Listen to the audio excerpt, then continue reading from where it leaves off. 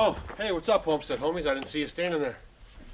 Yep, did you guys stop by and see the lambs? We got 4 of them on the ground right now. They're so cute. Obviously, what I'm doing right now is I'm going to be chopping up the wood. I just left it on the trailer. I don't want it. You don't want your wood to come into contact with ground as much, as least as possible, because it'll wick the moisture out of the ground. So we're going through a thaw right now, so everything was frozen. It's supposed to be 60 degrees by the end of the weekend.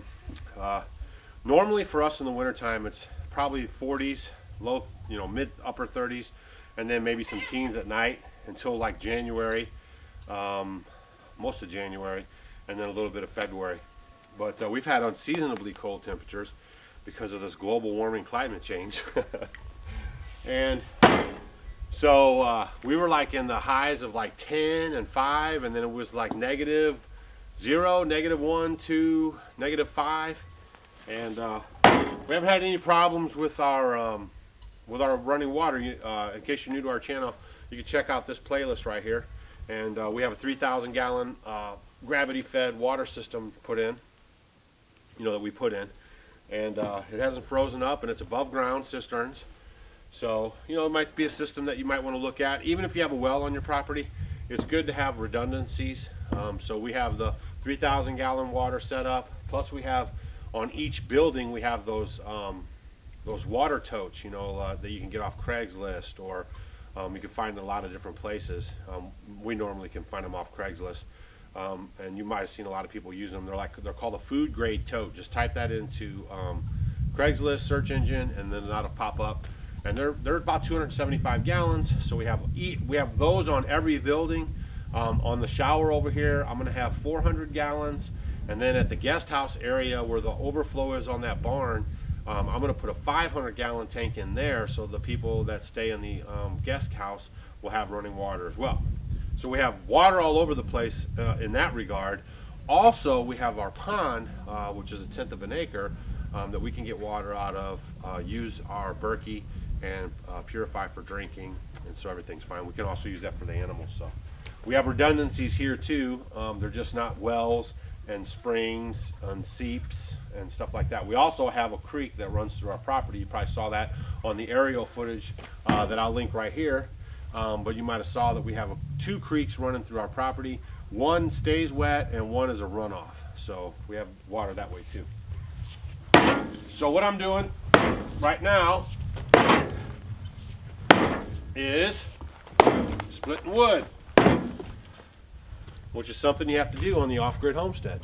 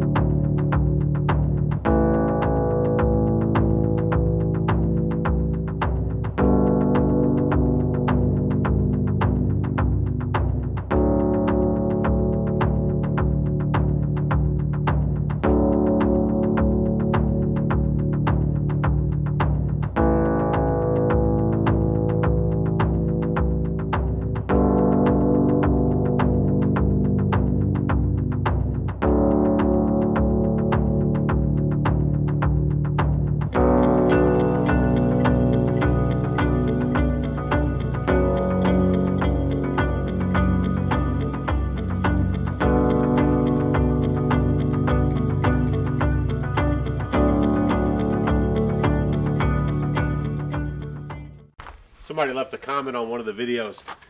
I think it was the Firewood video from yesterday, and they said that something about cutting wood is just therapeutic, and I kind of agree with that, man. This is like the best stuff you can do for like anger management.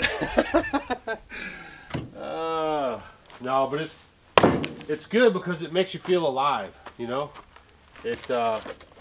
You're out here, you're using all your muscles, putting a little bit of a sweat on, and you guys make sure we're big proponents of drinking your water.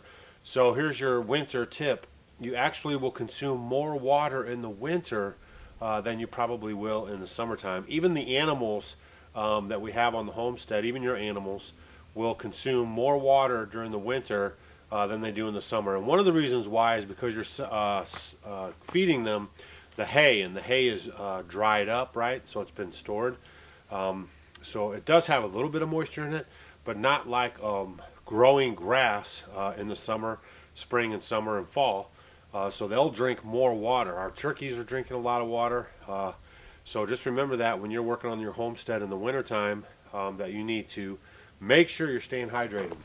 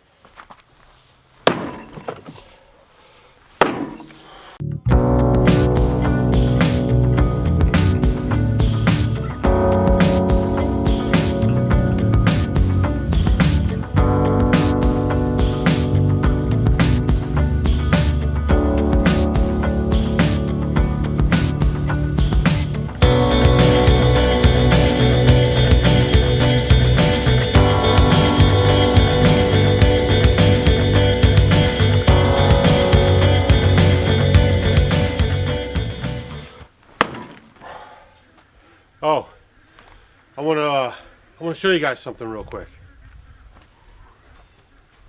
All right, let's see if I can get it for you.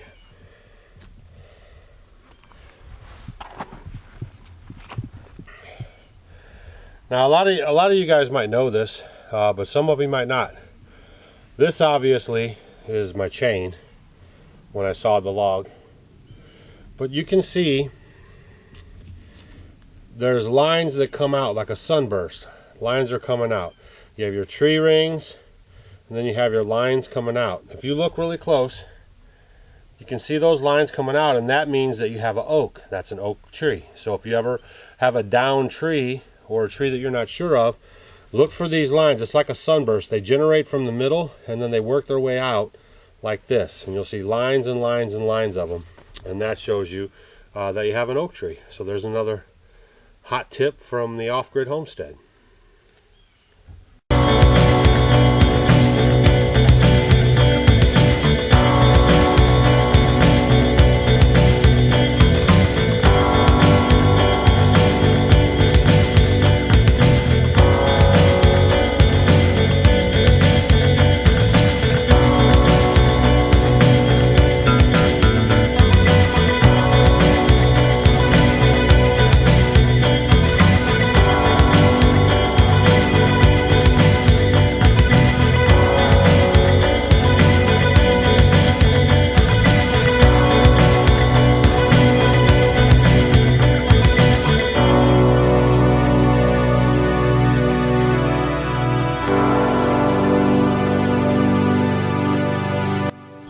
Alright guys, so seriously, I'm going to get this trailer done.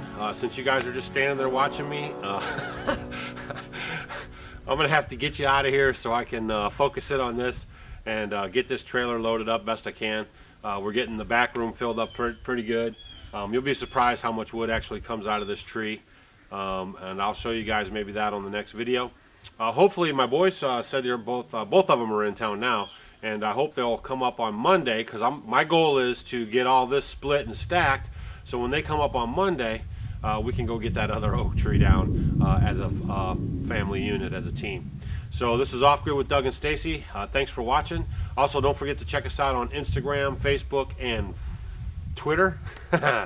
And you know, we appreciate you guys very much. All you new subscribers that are finding us, sharing our pages on your Facebook pages and all that stuff, man, that means a lot to us.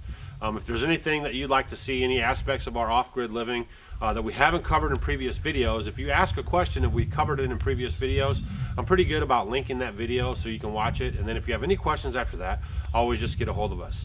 Again, we thank you guys for watching, and we're hoping that you're having a great day.